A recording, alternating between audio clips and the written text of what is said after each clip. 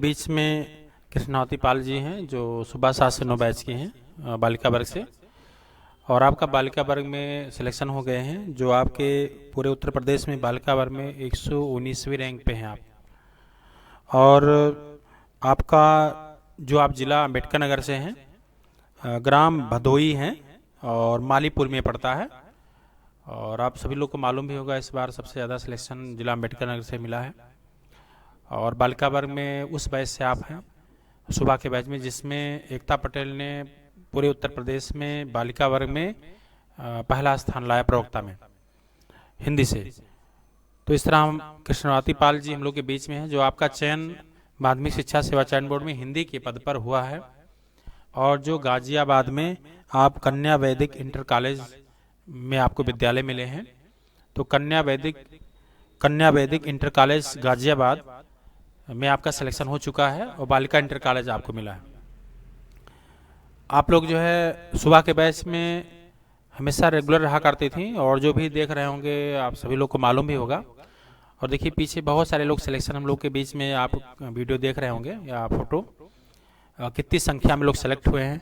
तो कृष्णावती पाल जी हम लोग के बीच में हैं, और आज जो उनकी सफलता मैंने देखा है, क्लास के प्रति हमेशा बहुत ही रुचि रहा है। कभी न टेस्ट छोड़ना और ना भी क्लास छोड़ना, इस तरह की आपने पढ़ाई की है। और सुबह के बैच से सिलेक्शन भी काफ़ी अच्छी संख्या में हुए हैं। तो कृष्णावती जी से हम लोग बात कर रहे हैं, आप लोग सुनेंगे खूब ध्यान से कि बहुत सारे लोग कितने विज्ञापन देखने पड़ते हैं, कभी कभी भटक जाते हैं रास्ते से। और क्लासरूम में भी सब लोग, देखिए मैं आप सभी लोग को आज क्लास में भी ये चीज़ दिखा रहा हूँ। अभी आप लोग को पढ़ाया भी जाएगा, क्लासें भी चालू होगी, तो सभी लोग देख लीजिए। मेरे ऑफलाइन बैच की कृष्णावती पाल जी सफल हुई हैं, और आप लोग सुनिए खूब ध्यान से कि कैसे आपने पहली बार सफलता प्राप्त की। आप लोग सोचते हैं मेरा सिलेक्शन नहीं हुआ, देखिए इस सफलता के लिए कितनी रणनीति की जरूरत पड़ती है। तो कृष्णावती पाल जी हम लोग के बीच में है, बताएंगे। सबसे पहले हम गुरु जी को ऋण स्पर्श करते हैं। आज जो कुछ भी है मेरा सिलेक्शन हुआ है सब सर जी की वजह से हुआ है। और मेरे परिवार लोगों ने बहुत सहयोग किया। हम लोग सब 5 लोग इलाहाबाद में फैमिली रूम लेके सब साथ में ही पढ़ते थे। हमारी ननद, हमारे देवर जी और हमारा बेटा, सब हम कभी ना कोचिंग एक दिन नहीं छोड़े हैं, और न कोचिंग छोड़े, न टेस्ट छूटा मेरा। और मेरा टीजीटी के पद पे मेरा चयन हुआ है। आज जो कुछ मेरा चयन हुआ है सब सर जी की वजह से हुआ है।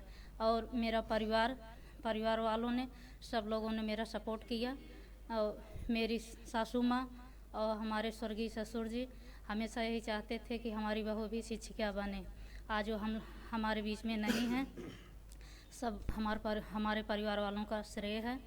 और हम जो है सर जितना पढ़ाते थे सब जाके यहाँ से रिवीजन करते थे उसको।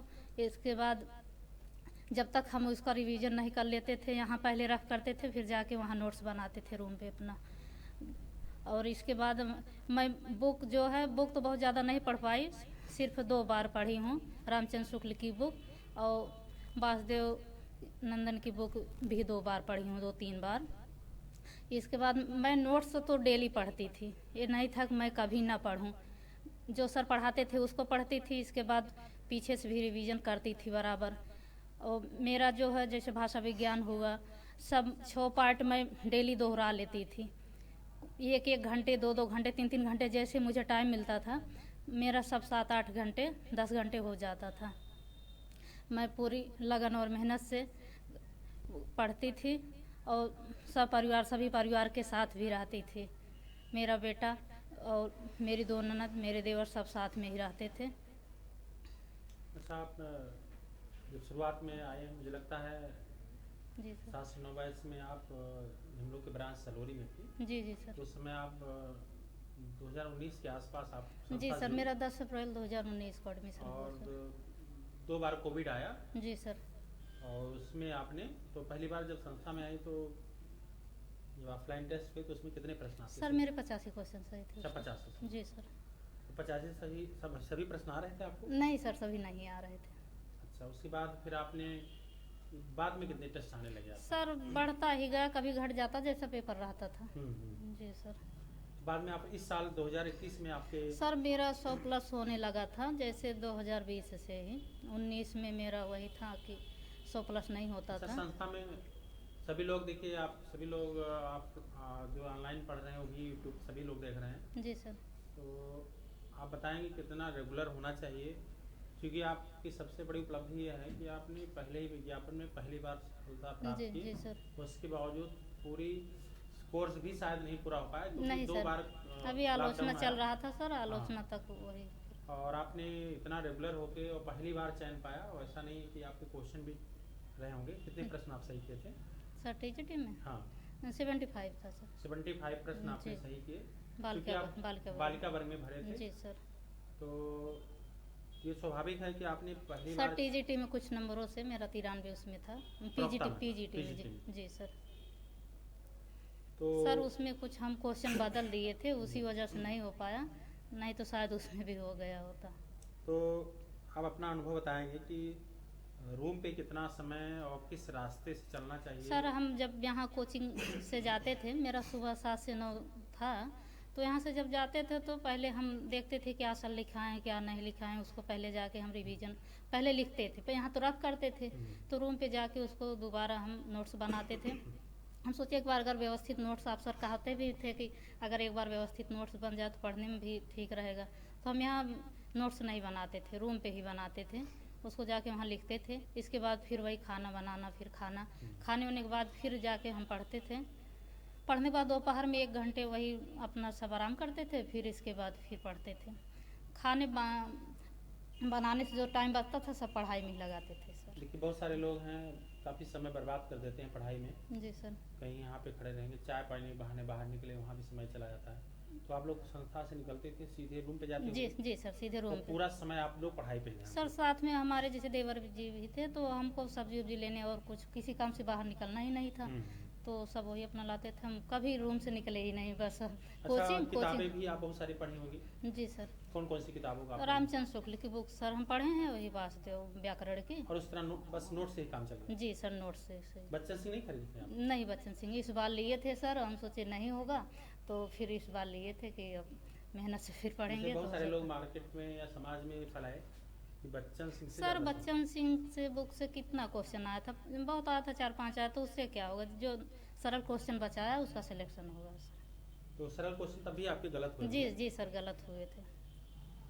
तो अच्छा, हमें तो लग रहा था सर होगा ही नहीं, लेकिन सब आपकी कृपा है कि हो गया सर।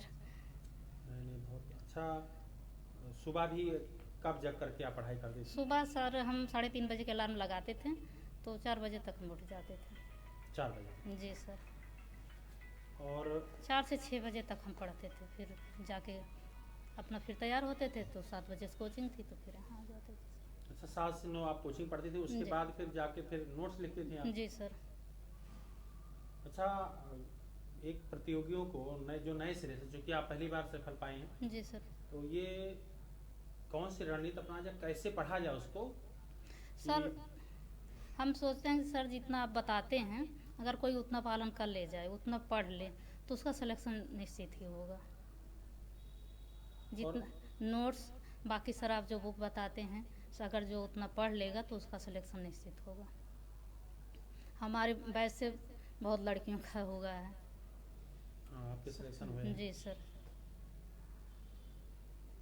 आप लोग सभी लोग हमारी बातें सुन रहे हैं, क्लासरूम में 106 लोग हमारी बात सुन रहे हैं ओल्ड बैच के। तो जरा आप लोग बताएंगे, कोई आप सुझाव लेना चाहते हैं कि देखिए आपके कृष्णावती पाल जी ऑफलाइन से हैं, आपके क्लास में सुन रही बातें, देखिए आपके आने से थोड़ा क्लास से हम लोग के सोचे आपको डायरेक्ट देखिए, तो कोई प्रश्न पूछना चाहते हैं आप लोग? देखिए आप लोग शायद 108 लोग देख रहे हैं, कुछ लोग सफल होंगे, नहीं तो खराब हुआ होगा आप लोग के पेपर। तो क्या कोई प्रश्न पूछना चाह रहे हैं डाउट पे, क्योंकि दूर दराज के आप लोग हैं, शायद आप कुछ पूछना चाहें? देखिए क्लासरूम में हम लोग हैं 110 लोग हमारी बातें सुन रहे हैं, तो कोई आप सुझाव लेना चाहते हैं? अच्छा, आपने शिल्पी मिश्रा जी पूछे रचना कैसे याद करती हैं आप? सर हम जैसे रचना याद करने के लिए सर जितना लिखाते थे, अब उतना सर हम पढ़ते थे जाके यहाँ से लिखने के बाद नोट्स उतना अपना पढ़ते थे। फिर जब दूसरे दिन हमको पढ़ना होता था तो पीछे फिर रिवीजन करके फिर हम आगे पढ़ते थे। डेली डेली जैसे रोजाना अगर पढ़ेंगे तो अपने आप याद हो जाता है। उसको रटते नहीं थे कि हम एक तरफ से उसको रटें कि रचना पढ़। सरिता मिश्रा जी एक प्रश्न और पूछ रही हैं जी सर। कि मैम ये मैंने यहाँ बताया कंफ्यूजन बहुत ज़्यादा होते हैं तो उसे कैसे हल किया जाए? जैसे सर अगर डेली रिवीजन कोई चीज़ किया जाए, डेली पढ़ा जाए तो कंफ्यूजन अपने आप दूर हो जाएगा। तो सरिता मिश्रा जी आपका उत्तर मिल रहा है कि अगर रोज पढ़ा जाए, रेगुलर पढ़ा जाएगा तो कंफ्यूजन वैसे सर अगर सुबह पढ़ा जाए तो ज़्यादा बेटर होगा। सुबह। जी सर। और एक आपका जवाब है, रीता शर्मा जी पूछ रहे हैं आप कितने घंटे पढ़ती थी? सर वैसे हम 8 से 10 घंटे पढ़ लेते थे कोचिंग छोड़ के। जी सर। 8 घंटे। जी सर। और प्रियंका जी पूछ रहे हैं जो अभी शुरुआत कर रहे हैं उनके लिए 2 शब्द मैम, जो नए सिरे से पढ़ाई कर रहे हैं। जी सर। उनके लिए आप क्या कहना चाहेंगे ये बात? सर जैसे अब आप लाइव भी चलते हैं तो यूट्यूब पे भी पढ़ाते हैं, इस पे भी पढ़ें। और अगर जो ऑफलाइन पढ़ रही लड़कियां यहाँ भी पढ़ें। इसके बाद जितना पढ़ें उसको रिवीजन करती रहें, फिर आगे जो सर बताते हैं आगे पढ़ती रहें। जैसे बुक जो सर आप बताते हैं, नोट्स बाकी सब अगर वही रिवीजन करती रहें तो निश्चित है सिलेक्शन हो जाएगा। कमला यादव जी पूछ रहे हैं कि सर हाउसवाइफ के रूप कौन सा हाउसवाइफ के रूप में तैयारी कैसे करें, किस पार्ट कितना टाइम देना चाहिए? वैसे आप पूछ रहे हैं कि अगर हम हाउसवाइफ हैं जी सर। तो जैसे गृहिणी हैं जी सर। तो कैसे हम पढ़ाई करें टाइम टेबल से कि हमारा सिलेक्शन हो जाए, वो पूछ रहे हैं आप। जी सर। वैसे अगर जैसे हाउस वाइफ हैं सर तो अगर वो सुबह जग के सुबह अगर 3:30 से पढ़ें वो 6 बजे तक तो पढ़ ही सकती हैं। इसके बाद जो अपना रहे अपना खाना बनाना और सब काम करने के बाद फिर बाकी जो टाइम बचे तो उसके बाद पढ़ सकती हैं। धीरेन्द्र कुमार यादव जी पूछ रहे हैं मैम साहित्य कितना समय पढ़ती थी और व्याकरण कितना समय देते थे? साहित्य लगभग सर हम 4 से 5 घंटे पढ़ लेते थे। व्याकरण जी व्याकरण 1 से 1.5 घंटे। भाषा विज्ञान हम सब 6 पार्ट पढ़ते थे सर।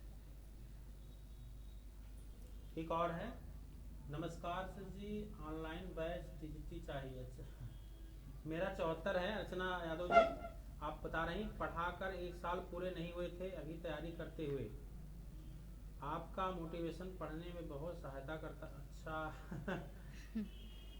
आप प्रश्न नहीं पूछ रही ना आप? बालिका वर्ग का पछतावा सिलेक्शन के बाद खत्म होगा। अच्छा आप अर्चना यादव जी खुद बता रहे हैं, कोई प्रश्न पूछना हो बताइए।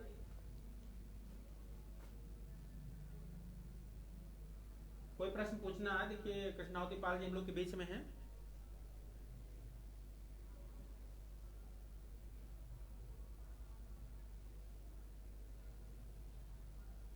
एक 130 लोग आज प्रेजेंट हैं हमारे क्लास में। कोई और प्रश्न पूछना चाह रहे हैं आप लोग? अच्छा हाँ सर मेरा तो बता दीजिए क्या पूजा मेहरा जी। पूजा जी क्या पूछ रहे हैं आप? अच्छा पूजा में रचना को अलग अलग कैसे याद रखती थी आप, मिक्स हो जाता है हमारा पूछ रहे रचनाएं जब मिल जा रही हैं जी सर तो उसको कैसे आप याद करती थी? जैसे सर अगर आज जैसे कुछ पार्ट बांट के पढ़ें, जैसे अगर हम रचनाएं याद कर रहे हैं, जैसे उसमें से अगर 10 रचनाएं हैं किसी की, जैसे जयशंकर प्रसाद या किसी की हुई, तो अगर उसको जैसे 2, 4, 5 तो याद ही हो जाएंगी अगर याद कर रहे हैं। फिर दूसरे दिन रिवीजन करें तो इसके बाद जो बच रहे हैं वो भी याद हो जाएंगे। हम सर ऐसे याद करते थे अपना। और कोई प्रश्न आप लोग पूछना चाहेंगे? देखिए हाँ शिल्पी मिश्रा जी मैं ऑनलाइन वीडियो को बताएं कि ऑनलाइन घर पर भी अगर इतना टाइम दिया जाए तो सफल हो सकते हैं? जी सर सफल हो सकते हैं। वो पूछ रहे हैं ऑनलाइन पे अगर इतना समय दिया जाए तो क्या हम सफल हो सकते हैं? जी सर बिल्कुल सफल। देखिए आप ऑफलाइन से थे जी सर और बहुत सारे ऑनलाइन पढ़ रहे हैं, दो कोई नोट्स में लिखाने समझाने में अंतर नहीं ज्यादा। जी सर कोई अंतर सिर्फ माहौल का है। हमारे जी सर। सामने आप बैठे रहते हैं, बस ये ऑनलाइन में रहते हैं। तो है जी सर। और आपसे भी विभक्तियां कैसे तैयार की आप दीदी, और रचनाएं कैसे याद की ये पूछ रहे हैं। विभक्तियां विभक्तियाँ सर हम अपना डेली रिवीजन करते थे अपने तरीके से। जैसे हम जैसे पीछे वाला पार्ट जरूर दोहराते थे, अगर हम जैसे आगे पढ़ रहे हैं तो पीछे दोहरा के तब जाके आगे बढ़ते थे सर। तो कृष्णावती जी ये कह रहे हैं कि जो चीज हम पढ़ते थे, पीछे भी रिवीजन किया करते थे। ये जी उत्तर सर। है आपका। जी सर। ऑनलाइन टाइम लेना चाहिए दीदी सर, हार्दिक सभी चल ठीक है, ठीक है, बहुत अच्छा लगा। और कुछ भी और कहना चाहेंगे आप? सर हमारे सिलेक्शन में हमारे परिवार का बहुत सहयोग रहा, हमारे हस्बैंड जी का काफ़ी सहयोग रहा सर। कभी महसूस नहीं हुआ कि हम लोग 5 लोग हैं, कभी पैसे के लिए नहीं हुआ कि माने 5-5 लोग हैं कैसे खर्च दें कैसे न दें। सब जैसे हम लोग कि पैसे 2 दिन पहले ही आ जाता था कि कभी कोई दिक्कत नहीं हुई, सब लोग पढ़ रहे थे। और वो दिए थे तो 3 लोग टीजीटी पीजीटी का, लेकिन हाँ हमारा ही हुआ। संस्कृत मेरिट इस बार बहुत ज़्यादा चली गई सर, उनका हुआ नहीं। ये तो हिंदी से थी तो ये तो करती नहीं थी कोचिंग, बस मेरा ही नोट्स वही पढ़ लेती थी। तो बल्कि हम इनको कहे कि आप भी हमारा नोट्स पढ़िए और सर के कोचिंग जुड़ जाइए तो आपका भी हो जाएगा। कहीं नहीं, हम पहले टेट दे देंगे, तो टेट देने के बाद और लास्ट में वही हुआ सर का टेट अभी तक हो गया, मेरा भी हो जाएगा लगे रहेंगे। देखिए आप सभी लोग ननद जी भी हैं और भाभी जी दोनों साथ में आई हुई हैं। सर। वैसे हम आपसे ऑनलाइन जुड़े रहेंगे अभी पीजीटी के लिए। नहीं ठीक है, जी सर। बहुत धन्यवाद आप लोग को कृष्णावती जी, जी और आपका सिलेक्शन हुए। ठीक ठीक, और बहुत अच्छा लगा। आप लोग को भी देख करके अच्छा लग रहा होगा। देखिए आपका सिलेक्शन हुआ और आज की क्लास में हमने डायरेक्ट इंटरव्यू दिखाया।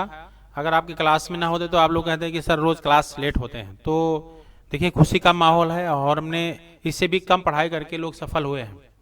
तो आज हम सही रणनीति बताएंगे फिर पूरे क्लास में, और कैसे पढ़ना है आज हम बताएंगे सभी बैचों में। आज ये नहीं करना है हमको सिलेबस नहीं, वो रणनीति बताना है कि कोई ऑफलाइन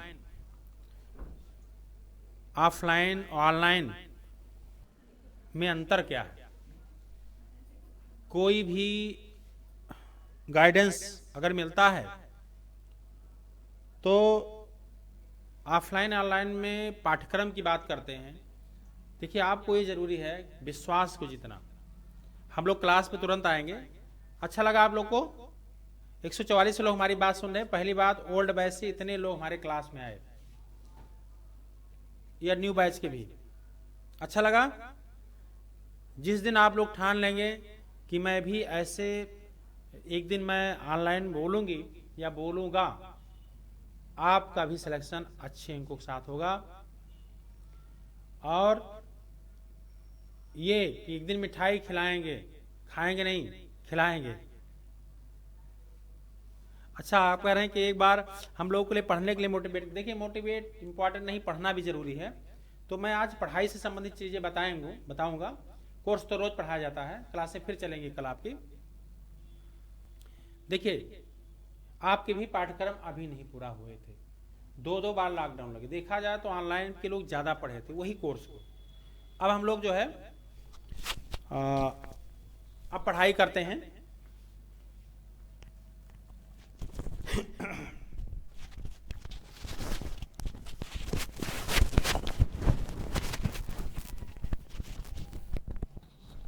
ध्यान देना है। देखिए बहुत सारी परीक्षाएं लगी हुई हैं आप लोग की।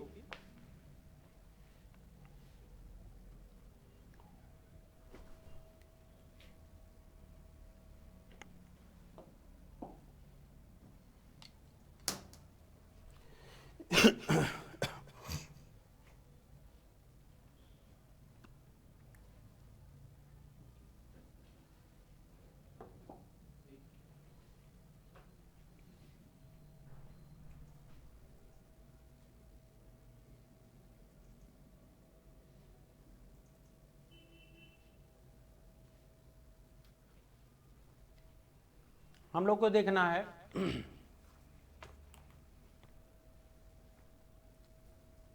अच्छा सुबह के समय में ऐसी बात नहीं है। देखिए एकदम धैर्य रखिए आप लोग। और सबसे खुशी की बात है कि इतनी संख्या में आप लोग रेगुलर हुए, ये सबसे अच्छी बात हुई। तो क्या और भी बैच के लोग हैं कि आप लोग आलोचना, आदिकाल, समान हिंदी सभी लोग देख रहे होंगे क्लासें। देखिए सबसे अच्छी बात है कि आप लोग रेगुलर हुए और बहुत अच्छा लगा हमको कि 70-80 लोग रहा करते थे, आज बहुत रेगुलर क्लास में आप लोग। ध्यान दीजिए, पहली बात तो आप लोग बहुत रेगुलर हो जाइए। और देखिए हम चीज़ बता रहे हैं मान लीजिए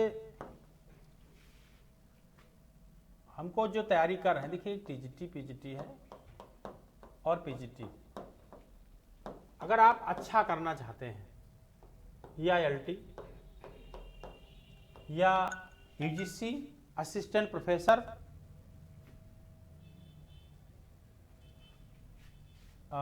यूजीसी और डिग्री कॉलेज, यानी चाहे हम कहें जीडीसी,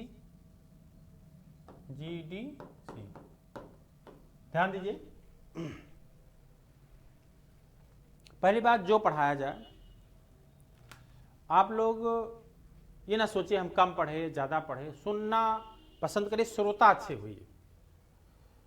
किताबों की बात आप लोग बार बार कहते हैं, देखिए बहुत ज़्यादा किताबें नहीं पढ़ना है, ज़्यादा किताबें पढ़ें कन्फ्यूजन होगा।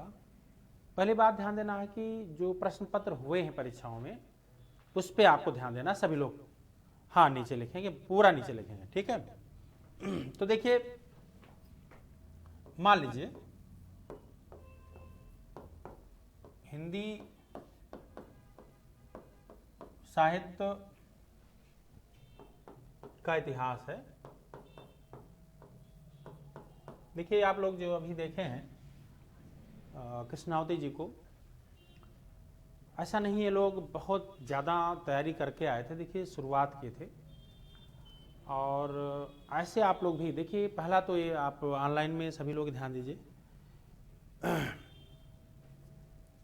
बताया जाएगा। एसपी मिश्रा जी हायर की मेरिट की बात कर रहे हैं, बहुत ज़्यादा नहीं जाएगा, अभी ना कहवाइए। देखिए हम अभी ना बोलवाइए, थोड़ा आंसर की आ जाने दीजिए। कुछ क्वेश्चन डाउट है थोड़ा। मेरिट ये जान लीजिए ज़्यादा बहुत ऊपर नहीं जाएगी, और लेकिन रिजल्ट जब आंसर की आ जाएगा तो हमसे पूछ लीजिएगा, ठीक है, हम बता देंगे। नहीं, सही दिशा सही रणनीति की ज़रूरत है। पढ़ाई तो रोज़ किया था, हम ऑफलाइन में क्या रोज़ पढ़ाते ही हैं, कभी कभी कैसे पढ़ना, देखिए पढ़ना कैसे है और कैसे समय देना उस पर, कैसे किस रणनीति के साथ आप तैयारी करिए। तो हिंदी साहित्य का इतिहास दूसरा पार्ट है, सामान्य हिंदी व्याकरण।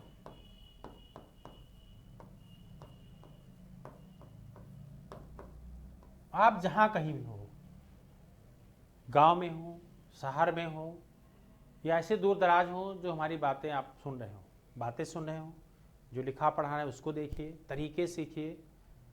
अगर आप बहुत दूर दराज के हैं, प्रयागराज से कहीं भी संपर्क करके जो किताबें हमने प्रयास किया है पीडीएफ द्वारा भेजने, वो पीडीएफ में भिजवाने का कि कौन कौन सी किताबें पढ़नी। देखिए पहली बात, ज़्यादा किताबें ना लीजिए, एक किताब तो व्याकरण की आपके पास होनी चाहिए, आधुनिक हिंदी व्याकरण और रचना डॉक्टर वासुदेव नंदन प्रसाद, ये होना चाहिए। दूसरी बात, काव्यशास्त्र पे आपके योगेंद्र प्रताप सिंह, प्रोफेसर योगेंद्र प्रताप सिंह की होनी चाहिए, जिसमें पाश्चात्य भी लिखा हो, साहित्य भी लिखा हो और आलोचना भी लिखा हो, ये होनी चाहिए। 2 हो गया। और भगीरथ मिश्र की भी ले लीजिए काव्यशास्त्र पे, तो 3 हो गया। तो एक व्याकरण हो गया, 2 काव्यशास्त्र पे हो गए, और एक कोई वस्तुनिष्ठ किताब आपके पास होनी चाहिए सामान्य हिंदी पे। आप चाहे लूसेंट लीजिए, चाहे कोई और ले सकते हैं, जिसमें प्रैक्टिस हो। ये निश्चय नहीं मतलब है कि सारे क्वेश्चन उसी से मिले। तीसरी बात, आप एक भाषा विज्ञान पे हिंदी भाषा के नाम से जो डॉक्टर भोलानाथ तिवारी की भाषा विज्ञान की किताब है वो होनी चाहिए आपको, नोट्स के अलावा। मेरे संस्कृत साहित्य जो मेरे नाम से, एस.एल. वर्मा के नाम से, वो आपके पास होनी चाहिए। और संस्कृत व्याकरण पे आपको चाहे संस्कृत कलद्रुम ले लीजिए, और चाहे इंटर में जो संस्कृत व्याकरण चलती उस किताब को ले लीजिए जो यूपी बोर्ड की है। और हिंदी साहित्य के इतिहास पे आपको आचार्य रामचंद्र शुक्ल मेरे नोट्स के अलावा पढ़ना है, और हिंदी साहित्य और संवेदना का विकास डॉक्टर रामस्वरूप चतुर्वेदी को पढ़ना है। और हिंदी साहित्य इतिहास आचार्य रामचंद्र शुक्ल का हो गया, रामस्वरूप चतुर्वेदी का हो गया, और तीसरी किताब एक है आधुनिक हिंदी साहित्य का इतिहास डॉक्टर बच्चन सिंह की। तो बच्चन सिंह की 2 किताबें हैं, एक हिंदी साहित्य का दूसरा इतिहास है, एक आधुनिक हिंदी साहित्य का इतिहास, 2 किताबें। आवाज नहीं आ रही है? आवाज तो आनी चाहिए। आ रही है आवाज? थोड़ा ध्यान रखिए आप लोग। ठीक, आएगी आवाज, ठीक है। अब देखना है, देखिए सामान्य हिंदी है और हिंदी साहित्य का इतिहास। देखिए कुछ पार्ट इसी में, भाषा विज्ञान एक है,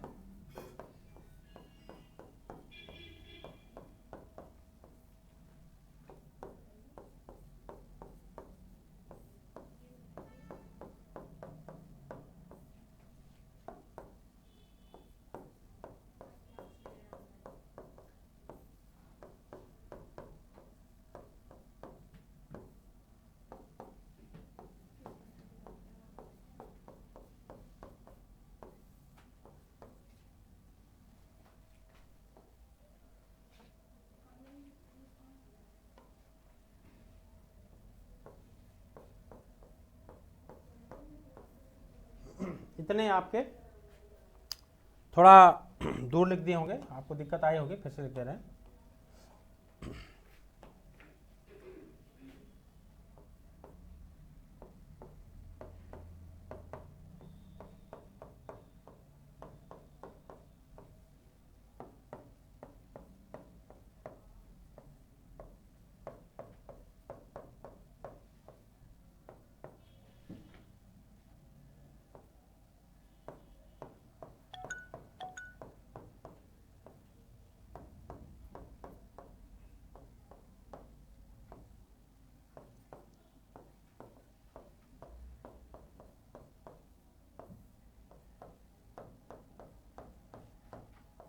देखिए अगर हम आप लोग को तरीके बताते हैं, उससे ज़्यादा आपको फ़ायदा मिलेगा। देखिए आप सुन रहे हैं बार बार कि कोविड के कारण 2 बार कोविड आया, और पाठ्यक्रम ना पूरा होने की वजह से, लेकिन जो पाठ्यक्रम को ध्यान देंगे, जो नौकरी कैसे मिलती है वो ध्यान देंगे। आप ना ध्यान दीजिए हमारा सिलेबस नहीं पूरा है, हमारा पाठ्यक्रम नहीं पूरा, हमको पढ़ना क्या है।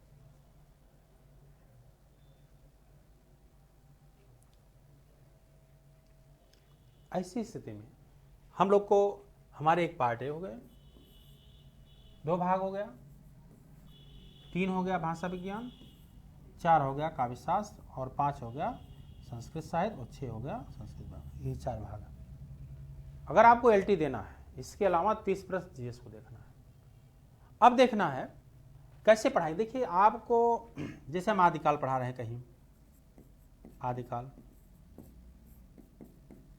किसी बैच में ऑफलाइन में आलोचना पढ़ा रहे हैं, किसी में नाटक पढ़ा रहे हैं। तो मान लिया आप लोग ऑनलाइन वाले हैं, आलोचना पढ़ रहे हैं, आदिकाल से लेकर के आलोचना तक पहुंच गए, खत्म होने वाला है। और लास्ट आपका साहित्य जो है लघु विधा है, लघु विधा। तो लघु विधा में क्या आएगा? आदम कथा, जूनी, संस्मरण, रेखा चित्र और रिपोर्टाज।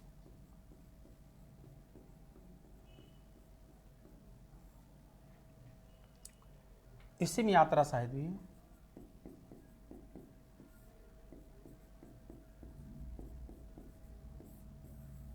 और गद्य काव्य भी है, उपनाम भी है, पुरस्कार है, और पत्रिका। मान लीजिए आप लोग की परेशानी आई कि ये आपको परेशानी आ रही, घबराई मत, कोई सब धैर्य रखिए, धीरे धीरे सब मिलेगा आपको। ये ध्यान दीजिए आप लोग, कोई दिक्कत नहीं है, स्पष्ट है।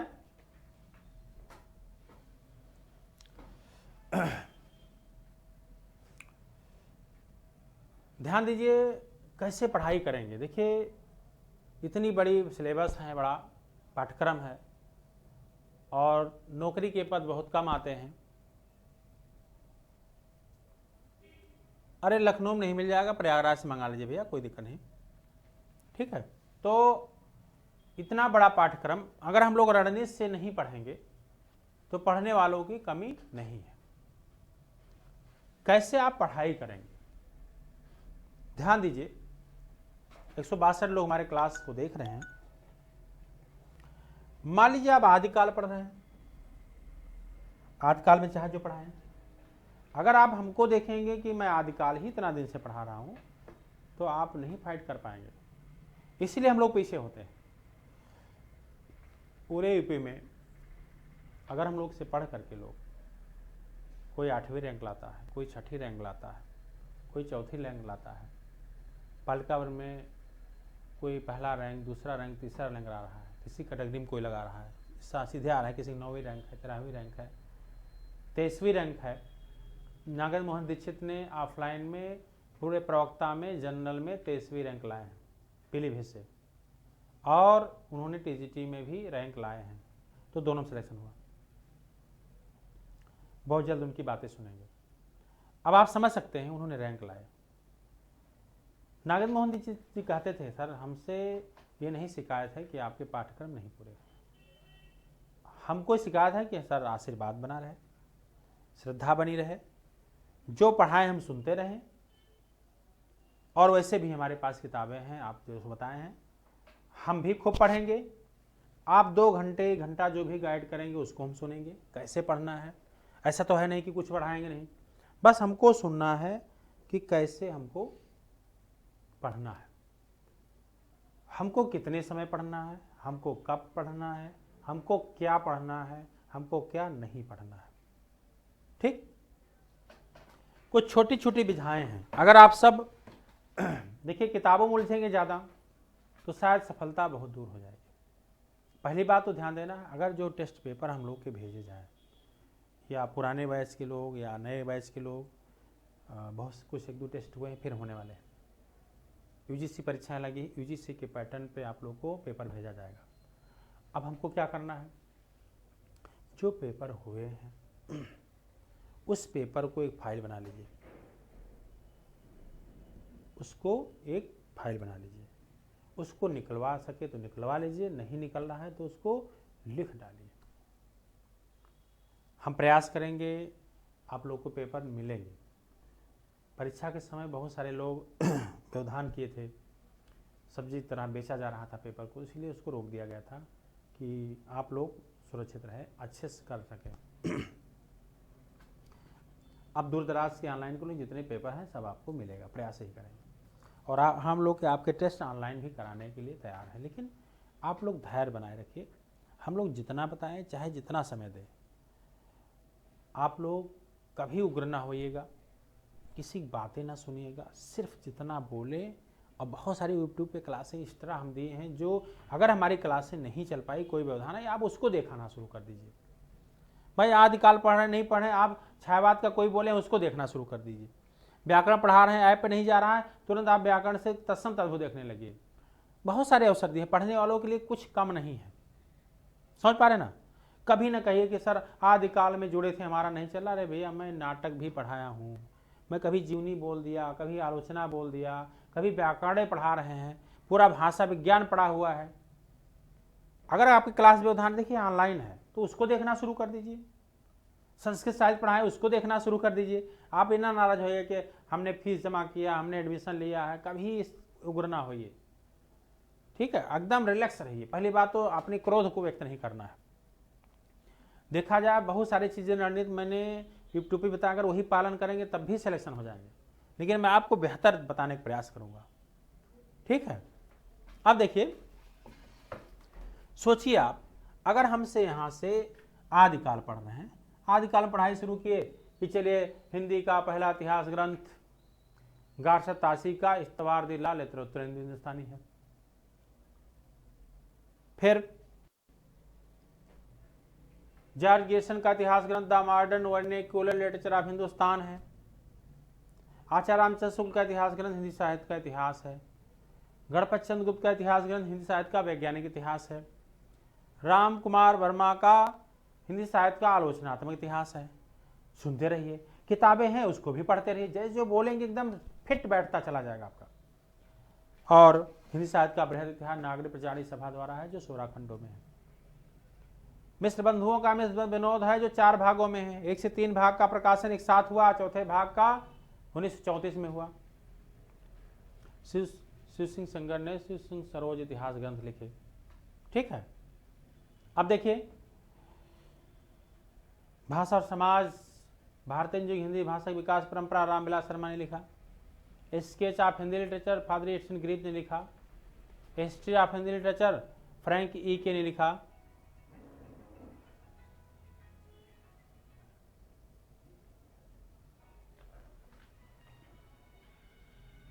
और देखिए हिंदी साहित्य विमर्श पद्मलाल पुन्नालाल बख्शी ने लिखा। साहित्य का इतिहास दर्शन नलिन बिलोचन शर्मा ने लिखा। और राम स्वरूप चतुर्वेदी ने हिंदी साहित्य और संवेदना का विकास लिखा। फिर आचार्य हजारी प्रसाद द्विवेदी ने भी इतिहास ग्रंथ लिखे। हिंदी साहित्य का आदिकाल, हिंदी साहित्य की भूमिका, हिंदी साहित्य का उद्भव और विकास, जो आप बताया गया था। हिंदी गद्य साहित्य रामचंद्र तिवारी का है। काव्य हिंदी काव्य शास्त्र पर इन्होंने लिखा, भगीरथ मिश्र ने। हिंदी साहित्य का दूसरा इतिहास डॉक्टर बच्चन सिंह।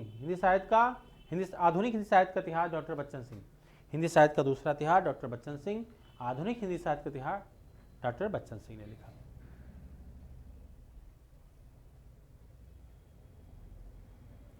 और इसी तरह इतिहास ग्रंथ जो इंपॉर्टेंट थे उसको बोल रहे हैं। कविता कौमुदी 8 भागों में संपादित किया गया रामनिवास त्रिपाठी द्वारा। हिंदी साहित्य का इतिहास डॉक्टर नगेंद्र ने भी है, वो भी अनुवादित है। इस तरह के तो हमारे इतिहास ग्रंथ थे। लिखने को लेकर के बहुत ताले मत होइए, समझने के लिए आपको सिलेक्शन से मतलब है। पूरा नियम फॉलो करना परीक्षा में, आपको जरूर अच्छा करेंगे। लेकिन ध्यान दीजिए ऑनलाइन के लोग, ऐसा ना हो कि आप लोग जो इतना पढ़ाए उतना ही सुनिए, उसके बाद सोइए। जो रणनीति बताए इसके अलावा आप फ्री होके, अगर आप ऑनलाइन नहीं आ सकते हैं तो पहले क्लास को वरीयता दीजिए और क्लास को देखते हुए फिर आप उसी पे वर्क करिए, तब तो आप अच्छा कर सकते हैं। अगर आप ऐसा नहीं करेंगे तो आप चाहे जहां पढ़ेंगे आप असफल हो सकते हैं।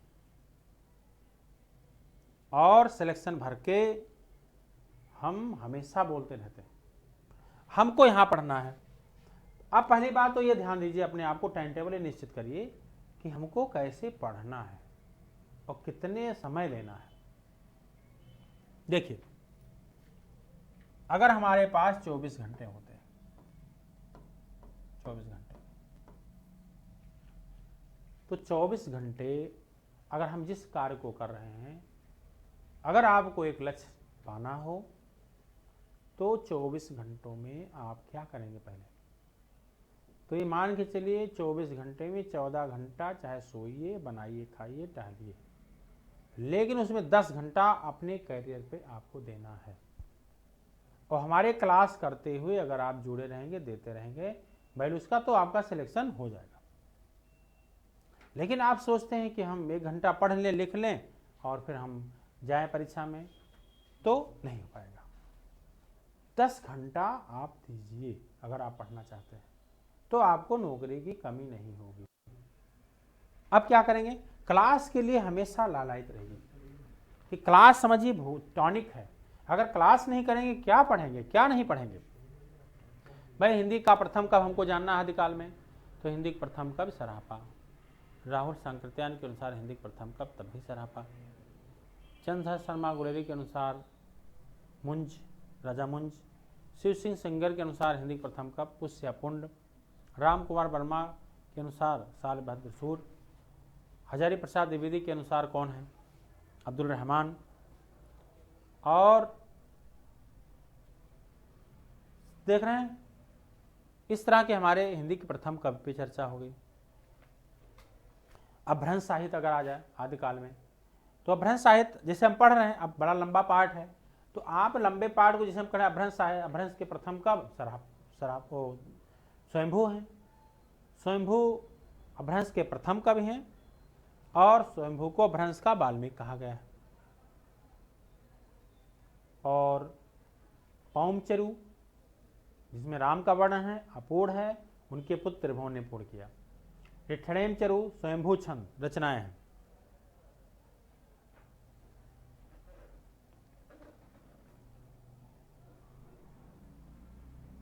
फिर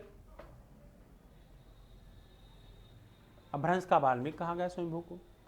पुष्पदंत अपभ्रंश के दूसरे कवि हैं। अपने को अभिमान मेरु मानते थे, अपभ्रंश के द्वितीय कवि कहे गए और अपभ्रंश के भवभूत कहे गए। महापुराण रचना है, रणय कुमार चरु है, जसहर चरु है, आदि पुराण है, उत्तर पुराण है। अपभ्रंश के तीसरे कवि अब्दुल रहमान भी, जो संदेश रासक लिखे और विक्रमपुर की वियोगिनी की विरह कथा का वर्णन किए, यह एक खंड काव्य है। इसी तरह आप लोग जो है राम सिंह को देखिए, पाहुड़ दोहा लिखे हैं। ज्वेंदु एक है, परमात्म प्रकाश और युगसार लिखे हैं। ठीक है, चार्गेसन ने भाषा सर्वेक्षण लिखा है और प्राकृत व्याकरण हेमचंद ने लिखे हैं। ठीक है, इस तरह के हमारे ग्रंथ हैं अपभ्रंश साहित्य में। हिंदी प्रथम का वो हिंदी प्रथम रचना सावकाचार है जो देवसेन की है। तो आप ये पढ़ रहे हैं, मान लीजिए अब्दुल रहमान है क्या अवहट्ट भाषक पहले कब? नहीं, पहले नहीं है। अब्दुल रहमान भी अपभ्रंश के कवि हैं और संदेश रासक इनकी रचना है। संदेश रासक में विक्रमपुर की एक वियोगिनी की विरह कथा का वर्णन किया गया। यह एक खंड काव्य है।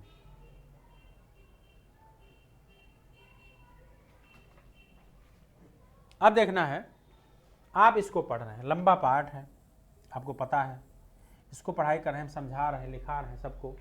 अब आपको यहां पढ़ना है, तो आप यहां से अगर यहां से 6 सवाल आया आदिकाल से, तो यहां पूरे लघु विधा से आपको 6 सवाल आएगा, ये मान लीजिए। अब क्या करेंगे? पहली बात, कोई भी टीचर अगर पढ़ा रहा है यूट्यूब पे या कोई क्लास पाए आप, तो इम्पोर्टेंट ही बोलेगा। आप यहाँ भी पढ़ सकते हैं। अगर आप 1 घंटा यहाँ देखें या 1.5 घंटा, तो आप यहाँ भी देख सकते हैं। लाइए हम आज जो है आत्मकथा ही पढ़ेंगे, यहाँ पे भी पढ़ेंगे इस तरह। तो इतना तो समझ में आएगा कि हरवंश राय बच्चन भी को बिना क्रम से पढ़िए। हरवंश राय बच्चन थे, अपनी आत्मकथा 4 खंडों में लिखे। क्या भूलूं क्या याद करूं, नील कंडमार, फिर बस सेरस दूर, 10 द्वार से सोपान तक। फिर कहें बनारसी दास जैन थे, अर्धकथानक लिखे, ब्रज भाषा में है, गद्य में है और पूर्ण है। डॉक्टर नगेंद्र ने भी लिखा, अर्धकथानक ब्रज भाषा में है। कुछ आप बेती हाबिरा काव्य, कुछ आप बेती, कुछ जग बेती, वो भी आपका भारतेंद्र हरिश्चंद्र का पूर्ण है। मेरी याद कहानी श्याम सुंदर दास का भी आधुनिक हिंदी की पहली आत्मकथा मानी गई है। इस तरह निज वृतांत अमका दत्त व्यास की आत्मकथा है। कल्याण मार्ग का प्रथित स्वामी श्रद्धानंद की आत्मकथा है। फिर देखिए इस तरह और भी आत्मकथाएं हैं, जैसे कहेंगे कहीं ना जाए कहिए भगवती चरण वर्मा की आत्मकथा है। मेरा जीवन प्रवाह योगी हर की आत्मकथा है। मेरी सफलताएं बाबू गुलाब राय की आत्मकथा है। मुक्तबोध की आत्मकथा विष्णुचंद शर्मा ने लिखी है। राग के लपटे पुरुषोत्तम दास टंडन की रचना है। और मेरी फिल्मी आत्मकथा वरराज साहनी की आत्मकथा है। घर की बात रामविलास शर्मा की आत्मकथा है। अपनी धरती अपने लोग 3 खंडों में भी रामविलास शर्मा की रचना है। मैं क्रांतिकारी कैसे बना रामविलास शुक्ल की आत्मकथा है। ठीक है, आत्मकथा का अर्थ अपनी कथा। आप इधर भी पढ़ते रहिए, क्या पता वही पूछा जाए, वही पूछ। अन्य सनन्या प्रभा खेतान की आत्मकथा है। गुड़िया बेहतर गुड़िया मैत्री पुष्पा की आत्मकथा है। और कस्तूरी कुंडल वैसे भी मैत्री पुष्पा की आत्मकथा है। मनु भंडारी जो भी हाल में निधन हुआ, एक कहानी अभी और कल यह भी दोनों आत्मकथा थी। एक कहानी अभी कल यह भी मनु भंडारी की आत्मकथा है।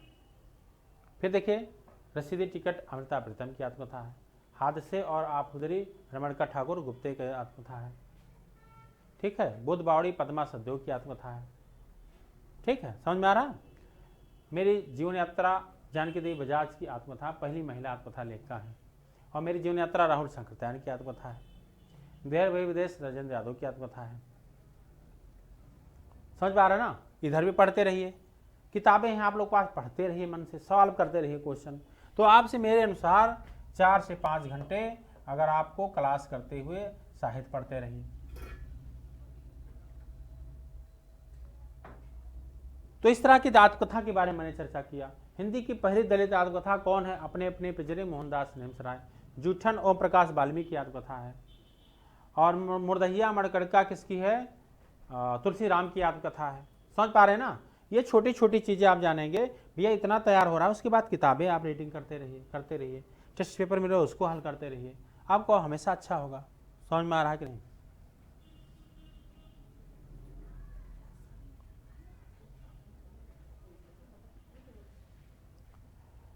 तो इस तरह हम लोग क्लासें आप लोग को दी। और ध्यान दीजिए, हम लोग को थोड़ा, आप सभी लोग कभी कभी व्यस्त हो जाते हैं, थोड़ा एक निमंत्रण में जाना है। तो अगर आप लोग कहें तो हम लोग निमंत्रण भी कर लें, और क्लास भी हो ही गया, आप किसी सफल लोग को देख लिए, तरीके बताए। तो ध्यान मेरा कहना है कि अगर 4 से 5 घंटा इसको पढ़ना है, और व्याकरण पढ़ाया जा ही रहा है धीरे धीरे, संध की चर्चा हमने कर दिया, तो इसको देख लीजिए। उसके बाद सामान्य हिंदी में अगर कहीं डाउट हो, यूट्यूब पे भी, वहाँ भी देखा करिए, किताब है आपके पास, सिलेबस बता दिया गया। उसके बाद एक कोई टारगेट बना लीजिए, चाहे संस्कृत व्याकरण, कहीं राम का रूप, कहीं अस्मत् का रूप, कहीं सुमत का रूप, कहीं हरि का रूप, इस तरह देख सकते हैं। ठीक है? तो इस तरह हम लोग तरीके बताए, ऐसे ऐसे पढ़ते रहिए। पूरा पाठ्यक्रम 6 पाठ ही है आपका। ठीक है? तो आज व्याकरण क्लासें थोड़ा हम लोग को जाना है, इसलिए व्याकरण क्लास से नहीं कर पाएंगे, कल पढ़ाते हैं आप लोग को। और हमारे शाम को ही बैच होंगे, आपको पता है। और धैर्य रखिए, कल फिर हम क्लास देंगे। ठीक है? शुभ रात्रि। आप